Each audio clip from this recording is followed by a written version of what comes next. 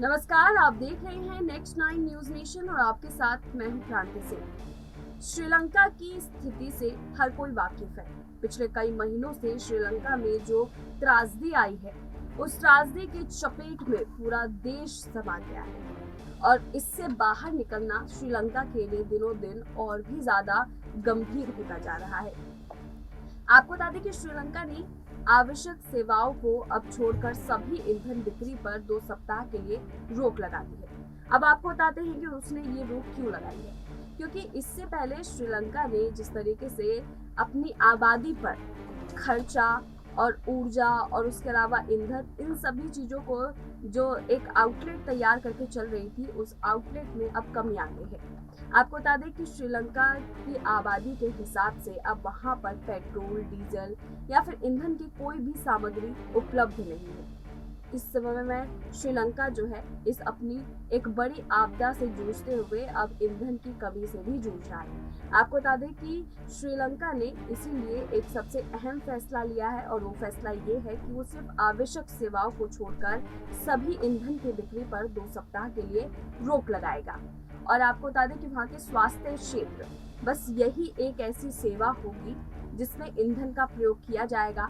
इसके अलावा किसी और सेवा को ईंधन के प्रयोग का जो अधिकार होता है वो नहीं मिलेगा। प्राइवेट सेक्टर की कंपनियों से कहा गया है कि वे वर्क फ्रॉम होम करें, क्योंकि तेल की सप्लाई नहीं आ रही है। इससे पहले ऐसी भी खबरें आई थी जहां पर वहां पर खाने पीने की संकट से भी वो जूझ रहे थे। उस समय भारत आगे आया था और भारत ने अपने तरफ से आर्थिक मदद जो है वो श्रीलंका की थी, लेकिन शायद वो आर्थिक मदद भी अब श्रीलंका के लिए पर्याप्त नहीं हो पा रहा है। अब श्रीलंका और भी ज्यादा स्थिति खराब में चल रहा है। आपको बता दें कि वहाँ की स्थिति जो है इतनी ज्यादा बद से बदतर हो गई है कि श्रीलंका का उससे उभर पाना बेहद ही मुश्किल हो गया है। आपको आगे हम पेट्रोल डीजल की बात कर रहे थे, तो वहाँ पर 1100 टन पेट्रोल और 7500 टन डीजल जो है वो सिर्फ बचा हुआ है। अगर हम इसका आकलन निकालें तो ये एक दिन के लिए भी पर्याप्त नहीं है। तो आप इससे अंदाजा लगा सकते हैं कि जो चीज अब एक दिन के लिए भी पर्याप्त नहीं है पूरे देश के लिए, तो वहां पर अगर इस त्रासदी से बाहर नहीं निकाला गया उस देश को, तो आने वाले समय में वो देश जो है वो पैदल चलने पर मजबूर हो जाएगा। आपको बता दें कि स्वास्थ्य सेवाओं को भी सिर्फ इसीलिए अधिकार दिया गया है क्योंकि वहां पर इस वक्त बीमारियों की चपेट भी जो है वो पूरे शहर में, पूरे देश में फैला हुआ है और इस चपेट से बाहर निकालने के लिए इमरजेंसी को जो है वहाँ पर सुचारू किया गया है। लेकिन इमरजेंसी पर भी वहाँ पर रोक लग सकती है अगर इसी तरीके से पेट्रोल की खपत जारी रही तो, क्योंकि वहाँ पर एम्बुलेंस का आवागमन भी बंद हो जाएगा, नॉर्मल ट्रैफिक भी बंद है। तो फिर आप बताइए कि वहाँ पर किस तरह से जो है संचालन हो पाएगा। वहाँ के लोग अगर बीमार भी पड़ते हैं तो उसके लिए भी कहीं ना कहीं बेहद ही दर्दनाक स्थिति जो है वो कायम हो सकती है। अब इस स्थिति से श्रीलंका कैसे निकलेगा, क्या स्ट्रेटेजी अपनाएगा, ये तो किसी को नहीं पता, लेकिन श्रीलंका की हालत ऐसी होती जा रही है कि वो विश्व के सामने कुछ ही समय में सरेंडर जरूर कर देगा। आपको बता दें कि यहाँ की स्थानीय अखबार है द डेली मिरर, उसकी हमने जब रिपोर्ट देखी तो उस रिपोर्ट में ये था कि हाल में ईंधन की कोई भी ताजी खेप नहीं आई है। मतलब पहले खबर आ रही थी कि ईंधन की खेप जो है वो वहां पर आएगी, लेकिन अब खबर ये आ रही है कि वहां पर अभी तक कोई भी ईंधन की खेप जो है वो नहीं आई है, जिसकी वजह से अब वहां का संचालन तक भी रोकना पड़ा है। अब आप बताइए, अगर वाहन का संचालन अगर रुक जाएगा तो पूरे देश की स्थिति किस हालात में पहुंच जाएगी।